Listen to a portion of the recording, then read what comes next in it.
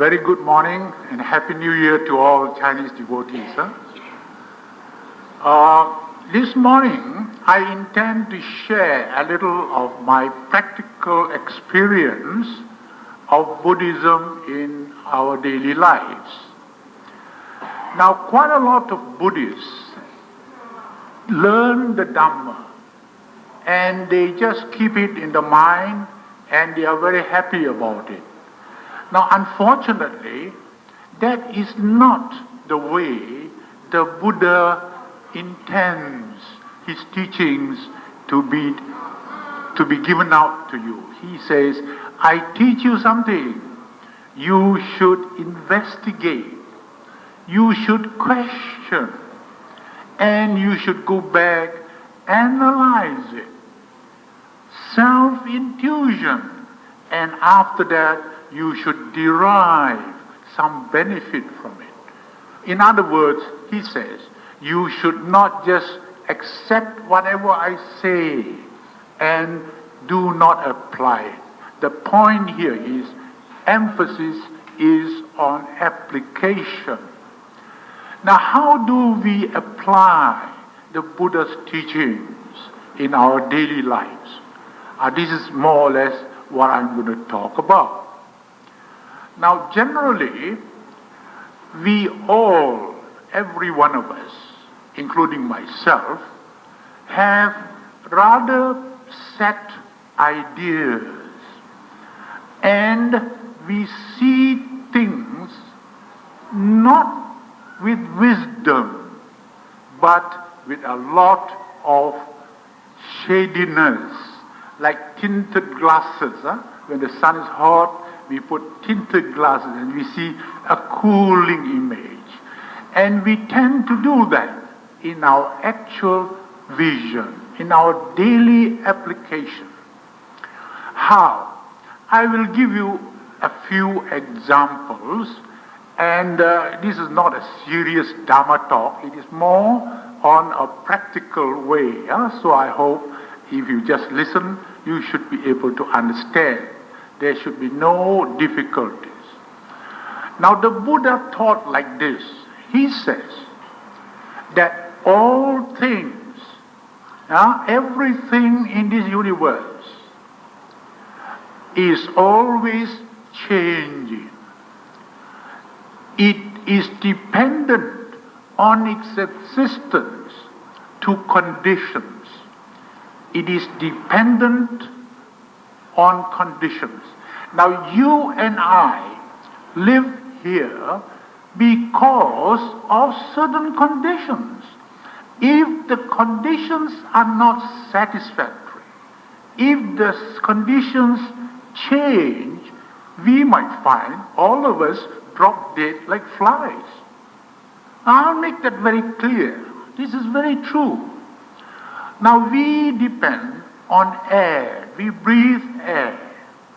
Of course, air contains oxygen, nitrogen, carbon dioxide, various other gases, sulfur dioxide, carbon monoxide, and what have you. So with this air that we breathe in, we utilize part of the oxygen and breathe out a lot of other unwholesome things like, bacteria and what have you, especially if the person has a bit of what you call TB or something, a lot of infectious diseases come out as well. Now, you must remember, all living beings do the same. We breathe in the air, use the oxygen, and breathe out impure air with very low oxygen content.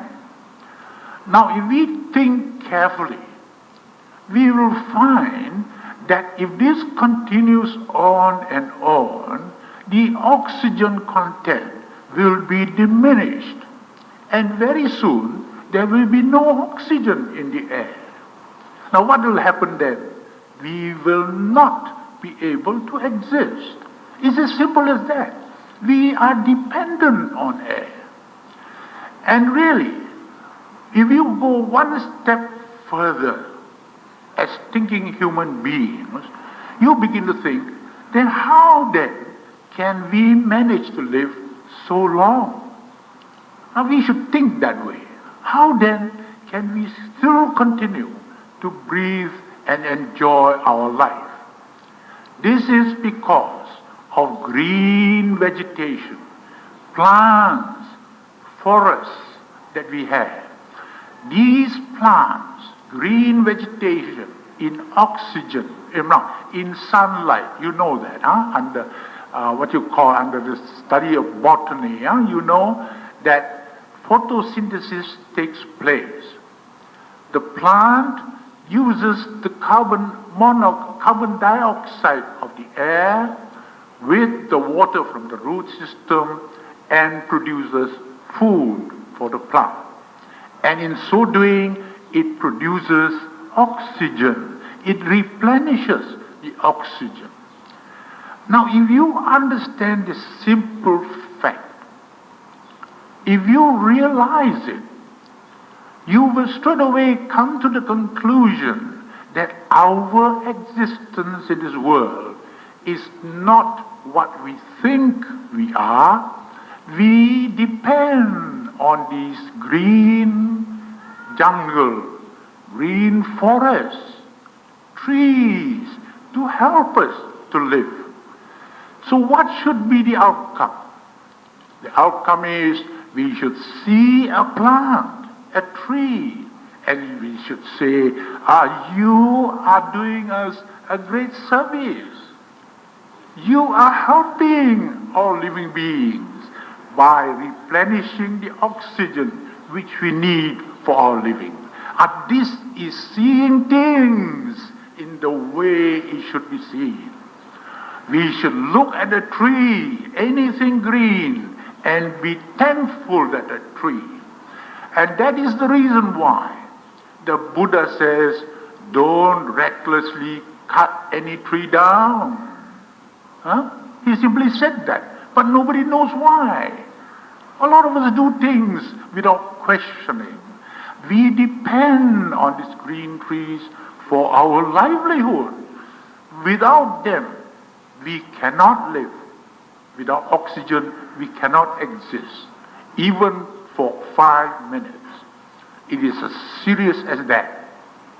See? So therefore, I must tell you that this is the way, if you learn Buddhism, how to utilize it and come to a useful conclusion and see things in the right perspective.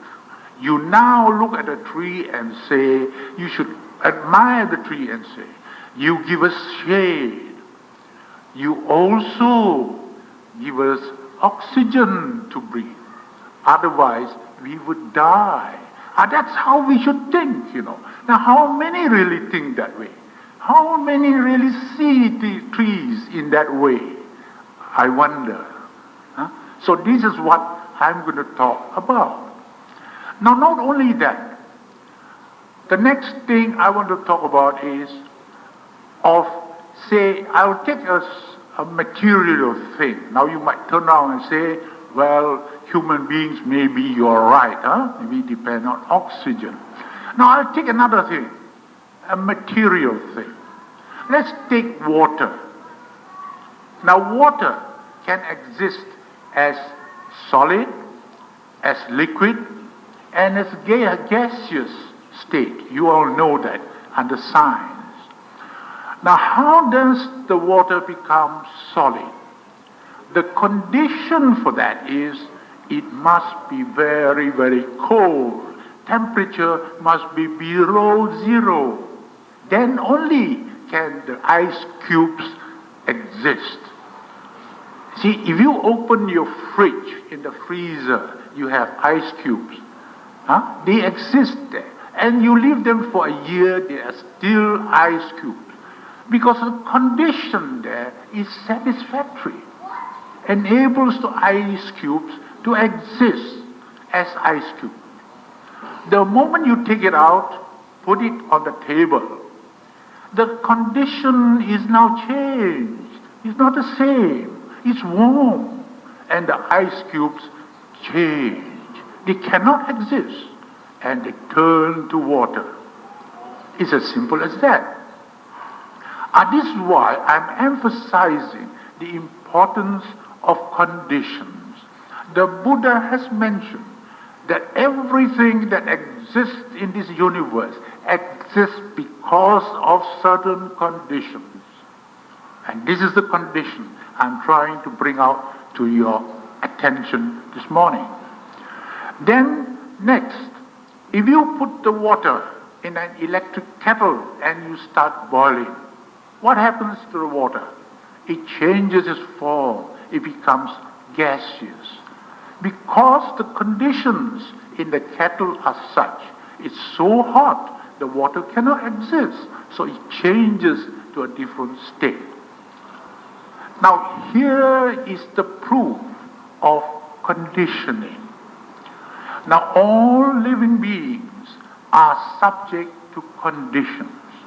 We all live because of conditions. Now if you observe human beings carefully, and those of you who have traveled, you go to a big city. Kuala Lumpur itself is a good example. You find the people in Kuala Lumpur rush around. They are never slow. They always say, I have to rush there for a meeting. And you see driving, you drive slowly, people horn you. Delay, you holding me up, you see. Horn here, horn there, everything is in a rush. But if you will take a holiday, go to Kelantan, I don't know Kelantan, I've been there for the last 5 years. It may not have advanced so far, but you find that people go very leisurely, they go on a tricycle, take their own sweet time, you horn them also, they look at you and they continue, you see. They smile, what the hell are this fellow is worried about? He takes his own time. And this is conditioning. This is the meaning of conditioning. We live due to conditions. If conditions are like that, we have to adapt to that condition. If we cannot adapt, we die. That's all. It's as simple as that. See? So that's what the Buddha meant by conditioning. We all exist because of conditions. And these conditions exist everywhere. You find, as I said, if you are in a certain group of people who are evil, who think of cheating, stealing, robbing, the conditions are inducive to that sort of thinking. You gradually be roped and become one of those bad people. And we know this is true because once you mix with bad people, we also become bad gradually. And this is the meaning of conditioning. So if we understand this, we should now look at life in a slightly different perspective, in a better understanding of the Buddha's teachings. What should we do then? We should now look at life and be very practical and try to utilize this teaching of the Buddha to our advantage. How? Whenever we meet anybody or any living being, we should treat them as brothers and sisters. That's what the Buddha advised us. He says we are all brothers and sisters because in our previous lives we could have been very closely related. We could have been cousins, sisters, brothers, wives, mothers, any relationship. So therefore, that is one reason. The second reason, and quite difficult to appreciate, is this, that all of us depend on each other for our livelihood. We depend on our neighbors We depend on our parents, we depend on fellow citizens, and we depend on people from other nationalities as well. How? Firstly, I have spoken this a few times. I don't know how many of you have heard, but if those who know, please bear with me. For instance, if we want to live, we got to have the bare minimums of livelihood. That is, first you must have food, then you must have clothing, then you must have shelter, and then you must have medicine. Now, these are the bare necessities of life. So what happens? How do we get our food? Think about it a little. Now, we eat rice. Most of us eat rice. We also eat bread. Now, who produces the rice for us? The poor farmers, Chinese farmers, Malay farmers, Indian farmers in the rice fields. They plod, they sweat, they get wet, they get bitten by mosquitoes and so on. They planted the paddy. They harvest the paddy. After that, they send the paddy to dry in the drying mill. And the rice mill then mills the rice. And we get what we call white rice, which you can use for cooking. That is not all. That rice alone is not enough. There are so many people already involved. Lorry drivers, mill workers, salespeople who deal with selling of rice. With rice alone, you cannot eat. You've got to boil it. How do we boil it nowadays? We buy electric cooker. From where? From Japan. So Japanese people are involved in our livelihood today. We do not appreciate. We say, hey, buy the rice cooker, $60. Oh, that's all you think about. But do you not think of the Japanese people, maybe women, maybe workmen, out in the factories producing these cookers and transporting by ship here, and you buy it? We must think a bit deeper. And if you do that, you will find that the interrelationship, the dependency on people is very, very severe. We cannot exist by ourselves. And therefore, the Buddha says, since we depend on others for our rice to eat, depend on others for our clothing to wear. Who produces the clothing? It's very easy for you. You go to a shop, buy ready-made, or you buy a piece of cloth, go to a tailor and you make it. You do not think of the people responsible for producing the cloth. People responsible for transporting that material to this cloth mills, manufacture of cloth, and so on and so forth. And then we travel by car. We use nice, beautiful roads. Who made the roads for us?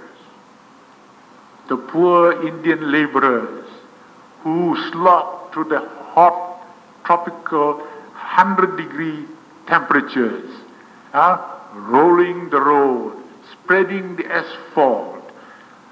Chinese never do that because the Chinese can't take it. It's too difficult, too hot. So the poor Indian laborers work, earn their livelihood. And when the laborer sits under a tree and says, Tauke, tolong lah, kasih 10 ringgit lah, or something, you look at the laborer and say, Indian laborer, I don't care lah. Are you being fair? They are doing the work for you, making roads for you. You treat them like shit. Is it true? Is it fair? Are you a good Buddhist? Do you use the Buddha's teachings? We do not. very unfortunately, we do not see things truly. So in future, let me tell you this, you see an individual, man, woman, children, any nationality, any religion, any color, you should treat him as a brother, because that person has contributed in one way or another to our livelihood, to our happiness.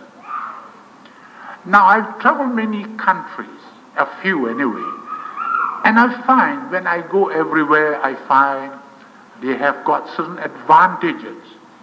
They have got certain disadvantages. In the long run, when you analyze it, you find that Malaysia is a very good country. We are very, very fortunate to be born in Malaysia. Now let's be thankful for that. And let's treat Malaysia as our homeland and show respect. Quite a lot of us do not see that. Quite a lot of us fail to see that.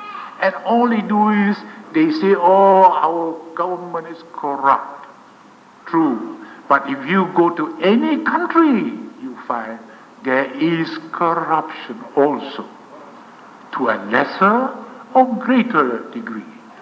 Even in America, there is corruption. Even in America, there is this color bar, distinction between whites and blacks. So don't think another country is better than Malaysia. So let's analyze this wisely. Let's use the Buddha's teachings wisely.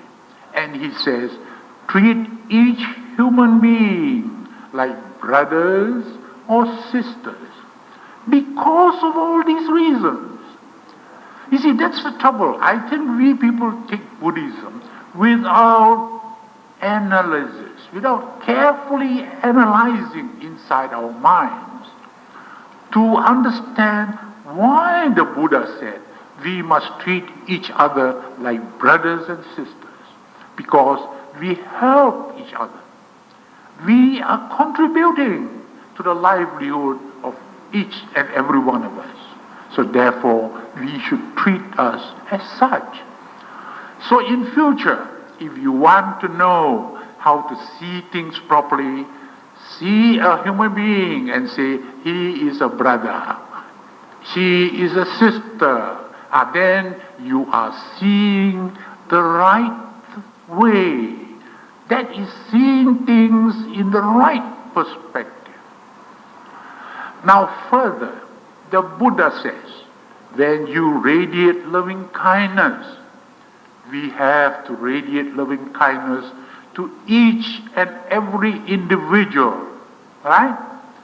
We first radiate loving kindness to ourselves, then our dear ones, then our friends, then neutral people, and finally also to our enemies.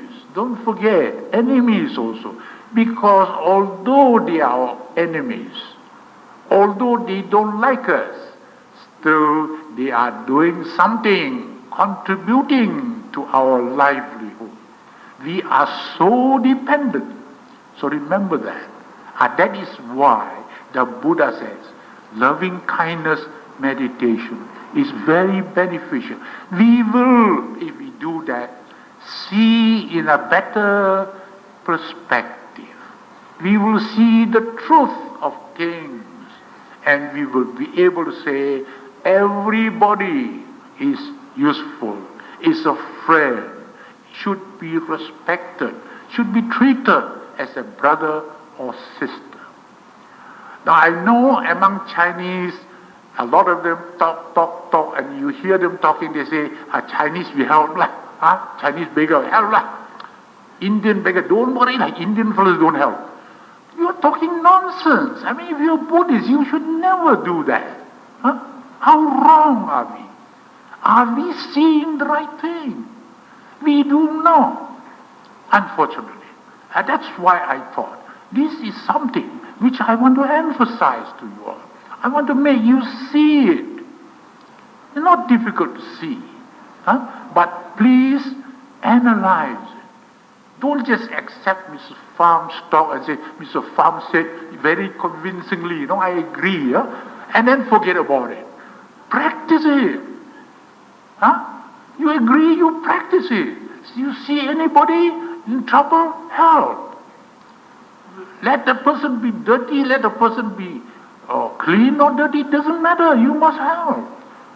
Everyone is our fellow being. Every being should be helped. And this is where the seeing of the things in the right perspective, seeing things correctly, is what we need to do. Every being, as I said, is a brother to us or a sister. Remember that. Now, I have encroached on outside, external things. I've talked about seeing external things. Now, the other very important thing, which is much deeper, much more difficult to appreciate, is seeing within us. Now, a lot of people, 99% of us, fail to see what is in us. We do not see. We think we are very clever. We think we are big shots. We talk big about ourselves. But we never say, I am a dirty fellow, I tell lies all the time. We never say that. And if people say, he always tells lies, you will go and hit him or you get angry with him. You never realize, you never for a minute think, see, he said I tell lies. Is he talking the truth or not? Or is he joking? Analyze, see, look inside yourself. This is the next thing I want to emphasize. Seeing what is in you, seeing the truth in you, seeing the real you, and knowing it. This is something which we all fail to do. And as a result of that, we cause a lot of unhappiness to ourselves, nobody else. If we think we are clever when we are not, we are hurting ourselves, nobody else. So, if you are good, if you see the Buddha's teachings, you should be able to see inside and say, what am I? What are my bad points? What are my defilements? Now the next question you ask me naturally is, how to see, isn't it? How to see? You can see inside. Very difficult. That's why I said it is one of the most difficult things to do. And the Buddha emphasized it too. He says, it is easy to see the faults of others, things left done or undone, but very difficult to see our own faults, things which we have done or undone. Very true. The Buddha said so. So therefore, you know now that it's very, very difficult to see the truth in us. And if you can see what's in you, you are a very wise man. Because it is essential to know your own character. It is very essential to know what you really are, if you really want to advance or improve yourself. Everybody knows that if we have a lot of dirty, unuseful, improper, and defilements in our mind, then what happens is our mind is clogged up, is choked, full of these defilements. So if you listen to Dharma talk, what happens? The Dharma talk goes to here, it goes via the mind, it doesn't go in at all, it's full, it bypasses, comes out the other ear. You go home, hey, what did he say? Don't know lah. That's all. And you come to the temple, what do? You have not benefited. So it's only by looking at yourself, find out what's wrong. You are corruptible. You are very, egoistic. You are fond of praise. People who don't praise you, you don't like.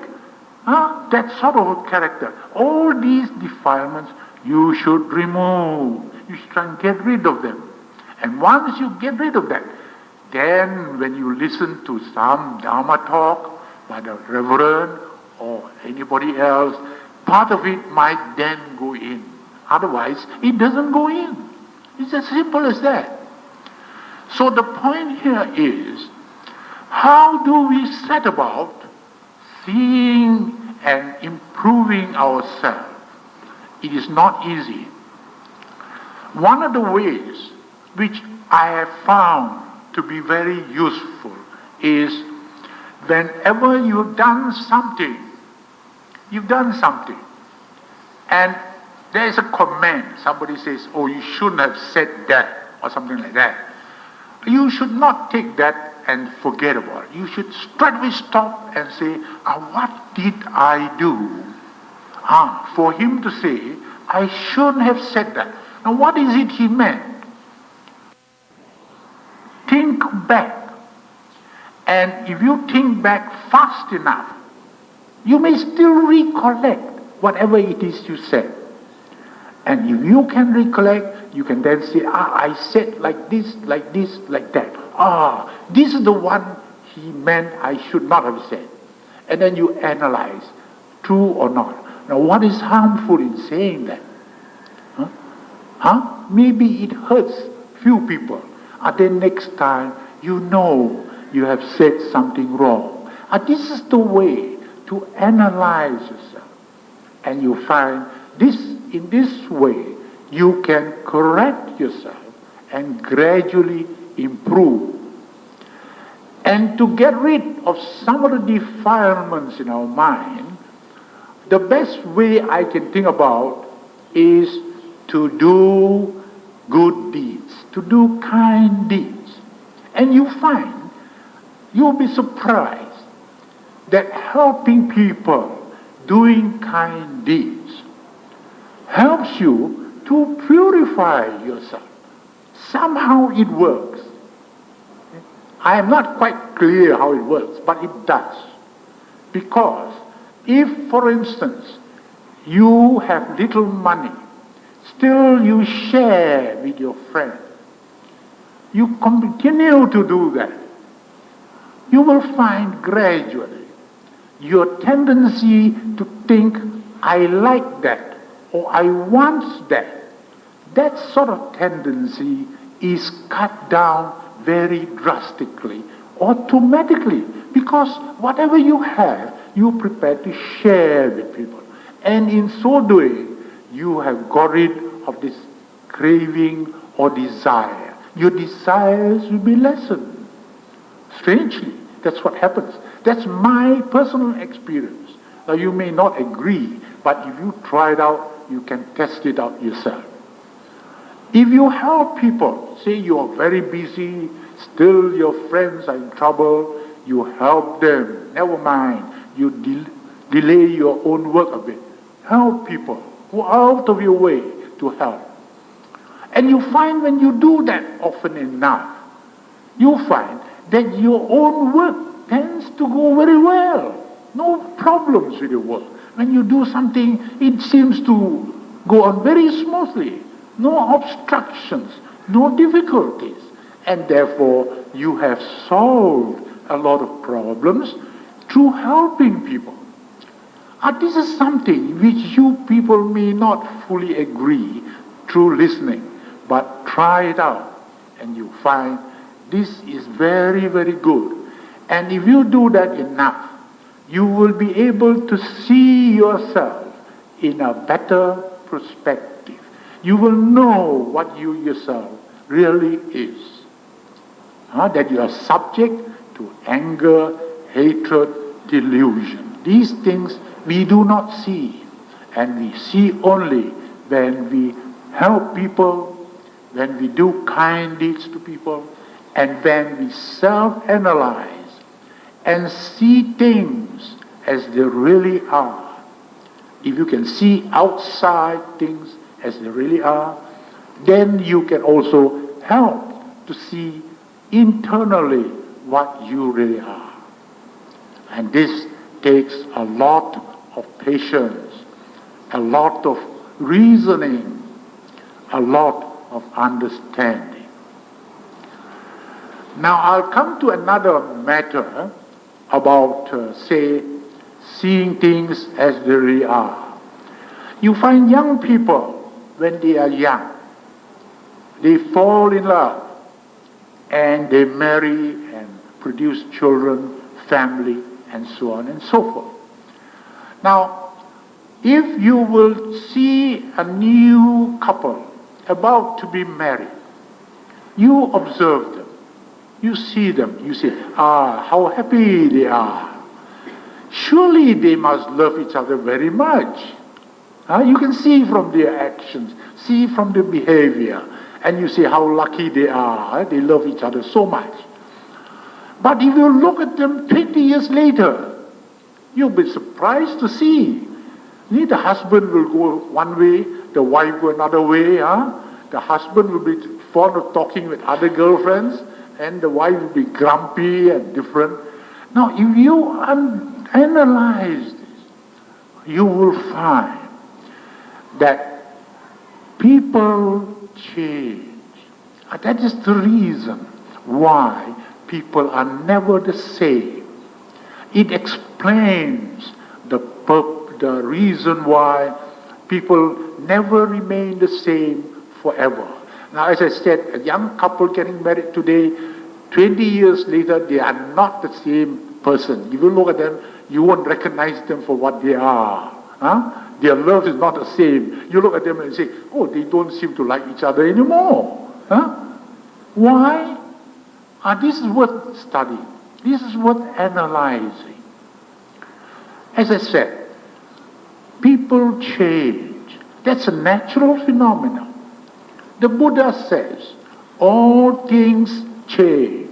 So changing is natural. Okay.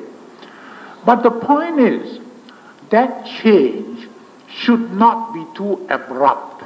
Like, two people, they marry each other, and 10 years later, they go to divorce court and look at each other with hatred. Look at the phone, hatred. Hit the phone, kill the phone, that sort of thing. It shouldn't do so much. It shouldn't happen that quickly. There's no reason for it to change so drastically. Now let's see things as they are, and why should it be so? This is something which I like to share with you. Now, to a man, the man is in love with the wife, and they get married. Now, generally, the man does his work. He goes to office, earns his livelihood. And when he comes back, he expects the wife to at least look after the children, see the house is clean, and prepare some food so that when he comes back, he's got something to eat. Comfortable. Okay? This is something which every man needs. Now, any girl who wants to marry a man must know that. Don't think this is only for the man, The girl should know that. My husband goes to work, he earns his livelihood, he comes back, he expects this, so I must see that that's done. That's your duty.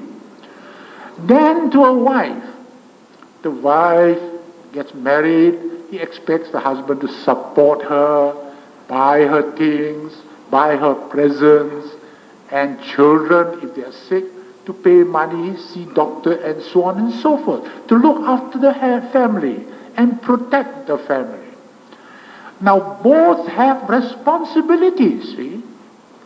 This is a part which we must understand. This is a thing which quite a few people fail to see. They say, I want this. They only see one side. Like the labor union. They say, the laborers, we people work, we want money from you. We don't care. That is not the right attitude. You want to get money from the employer, you must do your fair share of work. You are a wife. You want to be loved by the husband. You must do work in such a way that you merit that love. This is something which is very important. And the man also must behave in such a way that the wife will continue to love you. Otherwise, if you misbehave, you go out every night drinking, don't come back, and then very soon you find things change. You have changed. You created a change. See? So after some time you say, everybody say, why you changed? Huh? When I married you, you were not like that. But you don't remember that you also have changed. Huh? So this is where, when we analyze life, analyze a marriage, you should analyze it in a very understanding, in a very logical manner. Like the Buddha says, he has taught us how to treat a husband, how the husband should treat a wife. See? And this goes on. And therefore, if you want to have a happy married life, the wife must look after the family properly, must look after house duties, must cook, and don't waste all your time gambling lah, watching TV lah, watching these video pictures, Hong Kong ones, all kinds of pictures. You find the children all watching video nowadays. And when the husband comes back, he sees the wife watching TV. He says, what happened to the rice? Today no rice. Hey, we will go and eat outside. This is all right once in a while. But every day the husband thinks, hey, what this fellow, watch video already? I'm going to chuck the video in the river one day. So you do that, you get quarrels. Unhappiness arises. So why do that? So we must know our responsibilities. And as good Buddhists, we must know the teachings of the Buddha.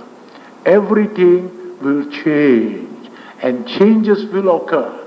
But if you don't want your husband to change too much, or you don't want the wife to change too much, you must induce conditions. Again, we come back to the condition of life. You must induce conditions. You must make conditions suitable so that your wife will still like you. And your wife must induce conditions in such a way that the husband will like to come back to the house. So the husbands, good wives, you know what happened? The husband say, hey, I got to go home lah. Friends talk. They say, hey, we can't talk half an hour. Can half an hour, but not too long lah. That's a good husband. He likes to go back home, see? This is the thing. So a good wife must know that. She must create conditions suitable, nice, so that the husband say, hey, I like to be in the home. So comfortable. The wife comes nice to me, darling me here, darling me there. So suitable. I go there, the fellow don't care for me. So naturally he'll come home. It's as simple as that. Now why don't you all think? Why you create trouble and then go to court and ask for divorce? This is something, as I said, this is something that Buddhism teaches us, but we fail to see it. It is in our knowledge. We've heard about it, but we don't apply it. Very unfortunately, and this causes most of the unhappiness in this universe. We fail to utilize the Buddha's teachings. We fail to apply the teachings and get benefit out of it. So I don't want to talk too much. If I talk too much, it will be more of this sort of thing. So I think I will stop here and give some time for questions. Thank you for listening.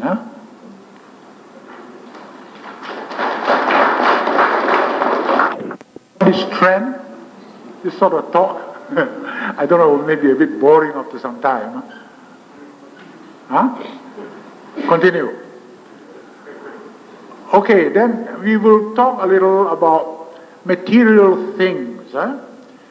Now, you find that seeing things as they really are means also anything material.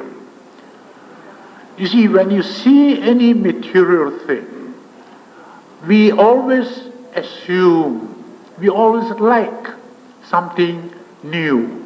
That is our natural sort of tendency. Of course, it's one of those ignorance, due to ignorance that we have acquired this sort of like for new things. When we buy a car, we say, oh, that's a new car. And we have a lot of pride in that. Now, if you see things as they really are, that car really is just a vehicle for you to travel in. This is the right way of looking at a car.